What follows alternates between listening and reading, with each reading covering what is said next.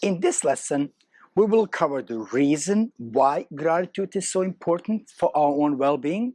We're going to go over some research and the science behind gratitude and give you a few quick exercises you can do to practice gratitude and therefore improve your own overall well-being.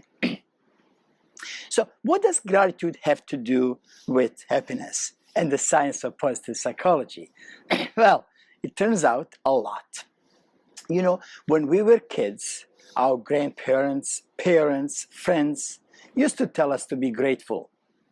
As kids, we really did not understand that. Well, I didn't, especially here in the Western world. Well, not here where I'm doing this particular recording, but I'm talking about the Western world where I live in the United States. We think we need to have everything. We compare ourselves with others who have everything. We want to have everything. We think we deserve everything we have. We think our health is just given and do not even think about it until we get sick, and then quickly forget again. We think we work hard, make money, and the money can buy us anything we want. For those of us who watch Simpsons, and it's cartoon series in the United States, and I'm almost positive you can find it online. Just Google it. But be grateful we have Google and other search engines, so you can actually find anything online. When Bart said that he doesn't have to be grateful because we simply work hard and make money and we deserve, we paid for things and these are ours. Regardless of what you believe in, and for that matter, if you believe at all, being grateful has lots of benefits. Now, religion really got it. Gratitude is highly regarded attribute in all the religions that I'm aware of. Most religious leaders believe that we are morally obligated to express gratitude. I remember my grandparents and my parents used to say, count your blessing, not your troubles. Well, the research done by Robert Emmons from University of California and Michael McCullough from University of Miami, they actually wanted to test that statement, if you will, and to see what gratitude has to do with our happiness. They published results in a paper called Counting Blessings versus Burden, an experimental investigation of gratitude and subjective well-being in daily life. And for those of you, again, who wanted to get even deeper into the research, the document is attached to this lecture.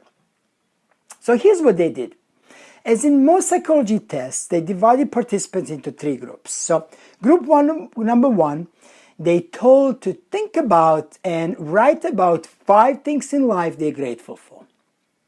To group number two, they told just to write 5 hustles that occurred in life. And group number 3 was what we call the control group. So they were just asked to write down 5 events that impacted their life with no specific directions. This research was going on over 10 weeks period, and participants reported on a weekly basis. They reported back. So the results were actually amazing. Group number 1, the group that was asked to write about things they were grateful for, comparing to other 2 groups, felt better about their life as a whole and have increased optimism. Now, they reported fewer sicknesses than the other 2 groups, and many started exercising and doing some other positive habits. The second similar study showed additional benefits such as increase in positive effect, decrease in negative effect, and even improved sleep. So they basically got long-term benefits. And that's really what we are interested in, a long-term happiness and improved well-being. If you just wanted to quickly increase your happiness, you wouldn't even take this course, but rather just take a piece of chocolate. Okay, you can still have a piece of chocolate. That's okay. Other folks, unfortunately turn to drugs and alcohol, and we know that it temporarily alter your brain. Actually alters it long term, but it temporarily makes these people happier. But we know that in the long term it brings them misery, unfortunately. So, of course, we are not talking about chocolate. A piece of dark chocolate, by the way, based on the research, is really good for you. And I take it every night, believe it or not. And I am grateful that I'm able to have this for myself. But didn't really perform any research on myself to see if there is a long-term benefits, but I was told there is. Basically, if I have to stop eating my chocolate, that would probably decrease my optimism rather than increase it. So, I was writing this lecture on the train. I really want to share a story with you folks because it's interesting. So I was writing this lecture. I got off the train at what's called Newark, New Jersey train station. And then I get to another train, the PATH train to the World Trade Center in New York. And considering this as a business station, most everyone buys these passes. And they just swipe, and they pass through the train station, as you can see here.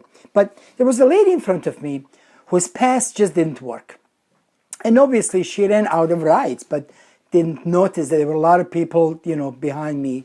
And I immediately pulled out my pass and just swiped it so she can go. Surprising look on her face. She said, "Are you sure?"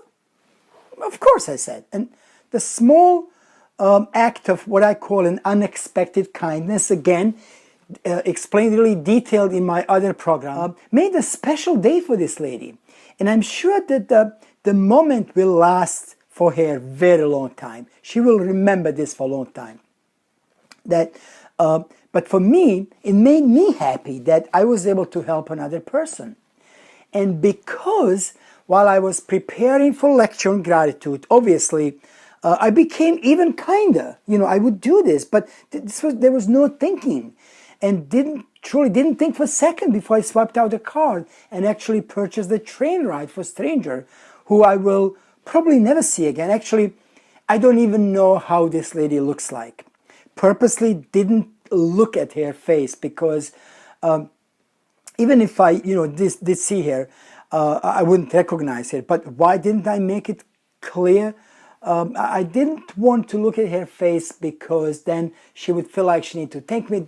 This wasn't the purpose of this act of unexpected kindness. In fact, I almost guarantee that I made her day, that unconsciously she will help another person. She will help another person, if not the same day, another day. I'm almost sure of that. Or if nothing else, she will talk about this small act of unexpected kindness because I do when it happened to me all the time. And that will inspire someone else to do a similar act.